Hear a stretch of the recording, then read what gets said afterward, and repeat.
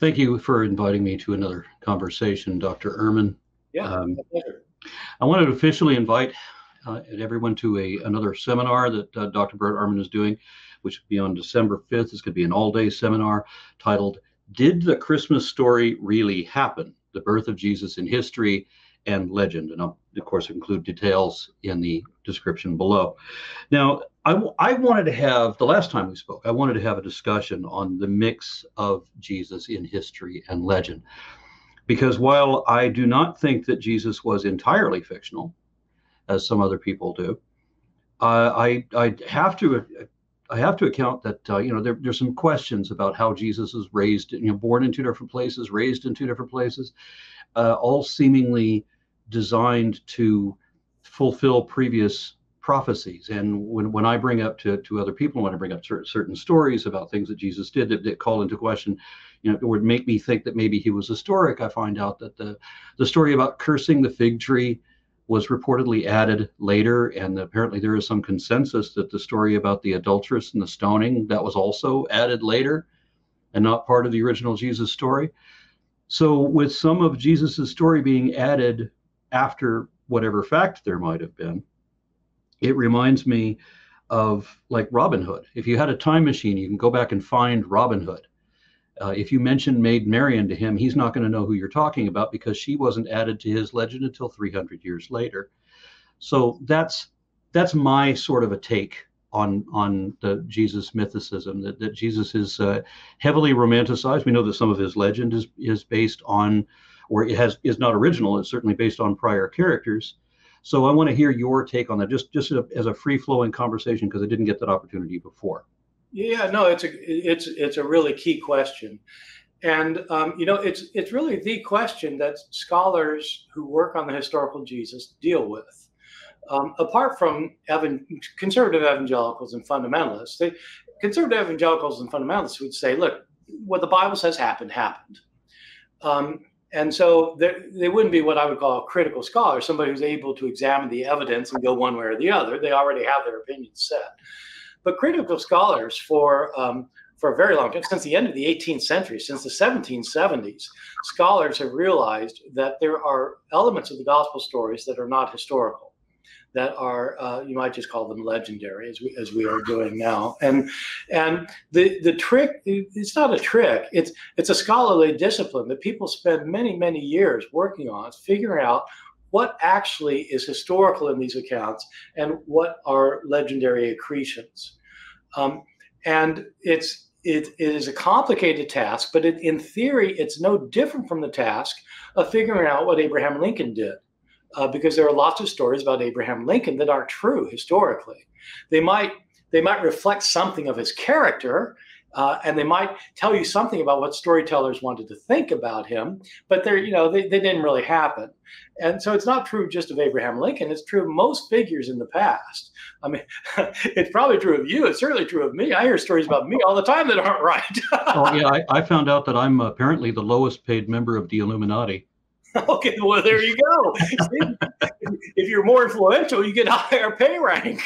yeah. My ex-wife told me that she went to someplace back east, and she went to some like historical foundation kind of thing where they had on display George Washington's axe, and this was the famed axe from the cherry tree incident. Yeah, which is really surprising since the cherry tree incident never occurred. Well, it was yet made up. They have the artifact for it. Yeah, no, Parson Weems made it up. And the guy who made it up, who'd written a biography, said that he made it up. He later admitted he made it up. He also made up the fact that he claimed to be George Washington's pastor, which wasn't right either. But it's very ironic, of course, because the whole point of the cherry tree is I cannot tell a lie. So Weems is lying about the story. But George Washington scholars have to try and figure out how do you decide, and the principles are the same with the historical Jesus. Historians don't have a different way of doing history when it comes to Jesus than they do with Charlemagne or Julius Caesar or Abraham Lincoln or Donald Trump or anyone else. You do history, and there are criteria that you follow. When you follow those criteria, there are clearly things that have been added to the story. that either the gospel writers have heard that are not actual facts, or that later scribes have added to what the gospels themselves said, or there are all sorts of things. And so this is what many scholars devote decades after learning, Greek and Latin and Hebrew and Aramaic, and they spend decades poring over these texts trying to figure it out. And I think for the most part we have a pretty good idea. So there are gospels, if I remember correctly, you wrote about 16 gospels that didn't make it into canon. And one of them included a story about where Jesus kills some kid at some point. I mean, so is there any truth to any of those other stories? So, so in this webinar that I'm doing on December 5th, I'm going to be talking about some of these other traditions about Jesus as he was born and as a young child. The gospel you're talking about now is called the Infancy Gospel of Thomas. It's one of my favorite gospels, not in the New Testament. It tells stories about what Jesus did between the ages of 5 and 12. And it's very interesting because Jesus, as a 5-year-old already, he's the Son of God, so he has all this miraculous power. But, he's a 5-year-old. He doesn't have it under control yet. And so, there is this story where he's walking through Nazareth and some kids are playing and a kid runs up and kind of bumps him in the shoulder. And 5-year-old Jesus turns to him and says, "You'll go no further on your way." And the kid falls down dead. I said, whoa. This whole gospel is filled with this kind of thing. And it turns out that, in fact, these people who were reading this gospel in the early church may not have thought that this was funny. They may have taken it seriously. And there are reasons actually for thinking it might be a serious account to demonstrate how powerful Jesus was and how he treats his enemies. Because my favorite passage of wisdom concerning Jesus actually comes from one of the non-canonical gospels. And I think it is the Gospel of Thomas, where Jesus's disciples ask him about circumcision. And Jesus's answer was, if God meant for us to be circumcised, we wouldn't be born with foreskins. Yeah, that's a different Gospel of Thomas. There are two Gospels of Thomas, but so there's this other Gospel of Thomas that is called, sometimes they call it the Coptic Gospel of Thomas because it's to differentiate it from the Infancy Gospel. This one is written in Coptic, which is an ancient Egyptian language. This is from the Nag Hammadi Library. Yeah, it was discovered among the Nag Hammadi Library. It's probably the most famous. And it has 114 sayings of Jesus in it. It's just sayings of Jesus, no narratives, but it's no stories, but just these 114 sayings. And it has some very, very interesting sayings, including the one you're talking about. So that reminds me of the Abraham Lincoln quote that you can't believe everything you read on the internet. Yeah, exactly. That's right. So there was Robert Price told a story in one of his books about how Josephus was known by a Jewish name of Josephus Bar Matthias. And Robert Price suggested that perhaps Josephus was confused with Joseph of Arimathea. And his take then compares this part that Josephus wrote about finding 3 of his friends up on crucifixes. He goes to Titus instead of Pilate to have them taken down, and 2 of his friends lived and 1 of them died. And reading that and then comparing it to Luke, it seems as if both accounts were written of the same event from 2 different perspectives. I'd love to hear your take on that. I think you lost me, or maybe Robert lost me, on the Bar Matthias and Arimathea. He's thinking that who confused Joseph of Arimathea? This is Robert Price's suggestion. That Josephus, being under the Jewish name of Joseph Bar Matthias, sounds very similar to Joseph of Arimathea. And maybe it's the same character. Oh, well, it can't be the same character because Josephus is well documented. He wrote an autobiography that we still have, and he was writing his account of the Jewish wars in the 90s, around 93 or so, around 93 CE. Joseph of Arimathea is mentioned in Mark's Gospel in the year 70, and so maybe Robert has something more in mind than that, but we have Joseph of Arimathea stories before Josephus was writing. Well, so Josephus does have the story. There. Yeah, Josephus does have the story about this this account of him asking for people to be taken from the cross, and it is a very interesting story, and it's interesting that there are some parallels. The most obvious parallel difference is that the whole point of the Jesus story is he was dead already. So, but you can see how. So yeah, that was one of the interesting things about like Josephus wrote about 19 GZI, if you want to put the plural to it, or arguably 20 if you want to include the one that was already dead on the cross. Okay. Yeah. And so I have talked to a handful of Christians who will go to Josephus's writings, and they'll mention, James, a brother of Jesus the Anointed, and they would say, well, that's our Jesus. And it doesn't matter if they're talking about Jesus of Damnius or Jesus ben Ananias. They say that both of them are their Jesus. That this is proof, that historical proof of their Jesus. Yeah, even though we know that these are different people. Identifies that James in book 20. It's in book 20 of his Antiquities, and the problem is that the name Jesus, as you said, it was a very popular name. It's just, it's the name Joshua put into Greek, and so people are calling their kids Joshua because he was the great hero.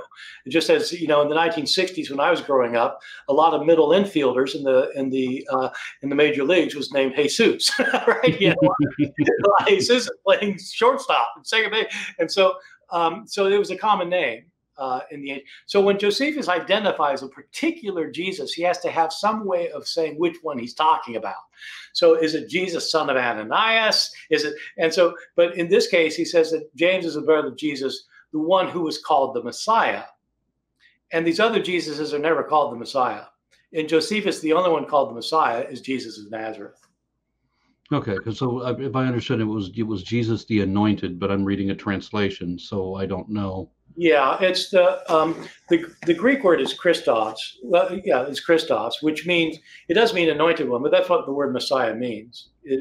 Messiah, Hebrew word that means. That harkens me back to a line from Jesus Christ Superstar. You Jews produce messiahs by the sackful, but I'm not aware of the sackful of other Jesuses or GZI. I do suspect. There were others, but yeah.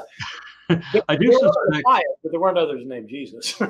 I've seen how the Muslims have appropriated Jesus into Islam through the Quran by taking elements of stories and then recasting those stories somewhat. And then they would have, like, there's this one Persian story where a Persian who's wandering away from Zoroaster goes to meet Jesus because he wants to find out the truth of God.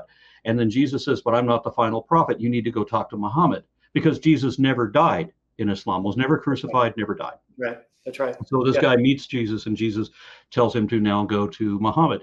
Yeah. Much the same thing happened when suddenly you have John the Baptist, who had quite a following already. Well, now he gets appropriated by the Jesus cult. Yeah. So that he's now telling all of his followers to follow Jesus. Yeah. It is similar, and I assume that the Quran picked it up from the John the Baptist story as the forerunner. That now Jesus becomes the forerunner of Muhammad. The Quran does have stories about Jesus. Interestingly, the Quran appears to have taken one of the stories from the Infancy Gospel of Thomas. Got the story about the making of sparrow, which is so it had a number of sources, and faithful Muslims, of course, think that it's telling the absolute truth, but it's getting their stories from someplace, and partly from the Gospels and partly from other stories the authors heard. Well, thank you for addressing the story of the Joseph Bar Matthias thing, because, as I said, when I heard Robert Price's argument, I read the Josephus passage in contrast with Luke, and I thought these two were both telling the same story from different sides of events. I don't think so, but it's an interesting comparison. The names are different. Arimathea we don't know who this person is. We never heard of this person before, but I've suspected that Arimathea, actually in Greek, it might mean something like best disciple in Greek. That's my time. I'm going to have to let you go. These interviews are much too short. that was what my audience complained about last time I spoke to you. So one more time, just please pitch your seminar if you Yeah, would, please. so it's going to be on December 5th. It'll be an all-day I'm giving 4 lectures. After each lecture, there'll be a question and answer. Participants can ask questions. We'll have a lunch break, and it's all going to be on, did the Christmas story really happen? And so, the trip to Bethlehem. Was he born in Bethlehem? Virgin birth. There were lots of virgin births in the ancient world. I mean, I'm going to be dealing with all this from a historical perspective and trying to see if we can know anything historical about the birth of Jesus. Thank you very much, sir. Okay, thank you.